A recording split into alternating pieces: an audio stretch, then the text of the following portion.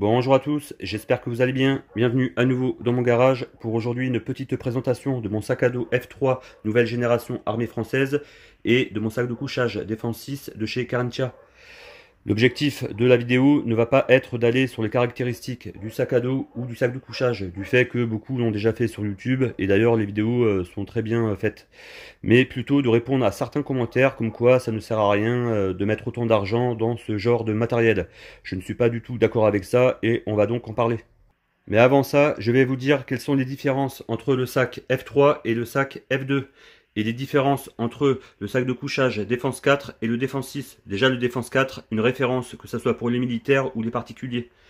Pour le sac à dos F3, contrairement au sac F2, celui-là a une capacité de 120 litres, c'est-à-dire un compartiment principal de 100 litres, plus avec les poches de 10 litres latérales, ce qui fait 120 litres. Le F2 a lui un compartiment d'une capacité de 80 litres, qui avec ses poches latérales monte jusqu'à 100 litres. Voilà déjà une des différences. Ensuite, le sac F3, il dispose de passage molle, contrairement au sac F2 qui n'en a pas. Il y a aussi, avec le sac F3, une amélioration du système de portage, notamment ses bretelles avec une mousse à haute densité, qui n'est pas sur le sac F2. Ce que je vais faire, c'est que je vais vous mettre deux photos que j'avais prises avec ma femme, pour que vous voyez bien la différence entre le sac F2 et celui-là, le F3. Les différences entre le sac de couchage Défense 4 et le sac de couchage Défense 6, donc celui-ci. Il n'y a pas énormément de différence juste par rapport à la température limite de confort. C'est-à-dire que le Défense 4 a une température limite confort, je crois, jusqu'à moins 15.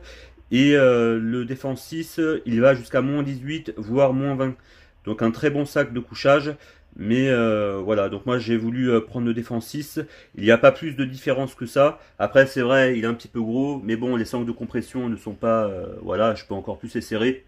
C'est pour ça que j'ai aussi ce style de sac pour pouvoir le transporter avec tout ce qu'il faut d'autre, hein, c'est-à-dire les gamelles, etc., etc. Donc voilà, pour la différence, il n'y en a pas beaucoup, en fin de compte, hein, il n'y en a qu'une, c'est la température limite confort pour le Défense 6. Je vais vous mettre des photos. Lorsque je l'avais acheté, j'avais pris 2-3 photos. Je vais vous les mettre pour que vous voyez quand même à quoi ça ressemble. Mais encore une fois, beaucoup ont fait des vidéos sur le Défense 4 et le Défense 6, donc j'ai pas trouvé utile de recopier, de refaire pareil que les autres. Voilà, allez voir les autres vidéos, ça m'intéresse pas moi de faire ce que les autres ont déjà fait.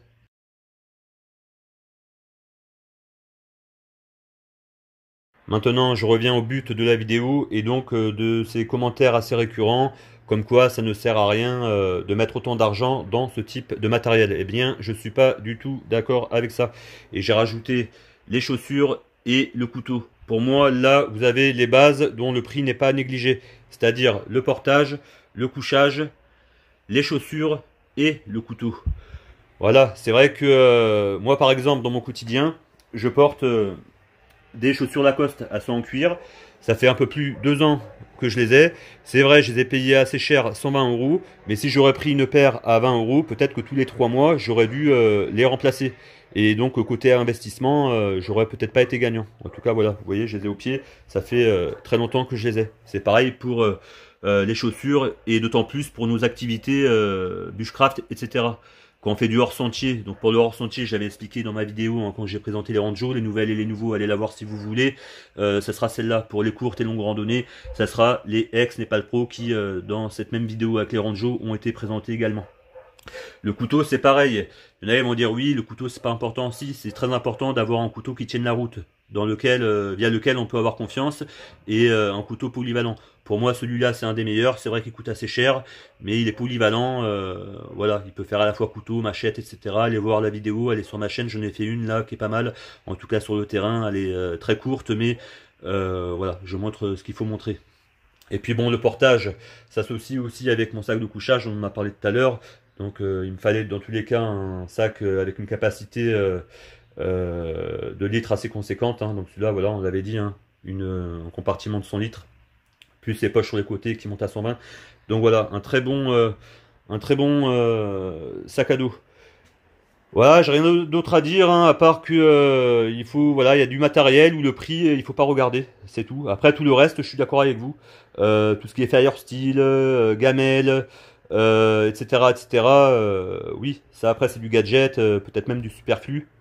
Mais il y a du matos où le prix n'est pas à négliger et il faut mettre ce qu'il faut. Voilà. Là, on a à peu près 1000 euros hein, là, de matos hein, entre les chaussures Nepal Pro, les Ranjo, le F3, le Défense 6 et le BK9. C'est sûr que ça monte vite. Mais au moins, je les ai et c'est du sûr, une valeur sûre. Et je pense pas les avoir à remplacer d'ici peu. Voilà, voilà, j'ai rien d'autre à dire par rapport à ça. J'espère que cette petite vidéo vous aura plu et je vous dis à bientôt pour une prochaine. A plus, ciao ciao.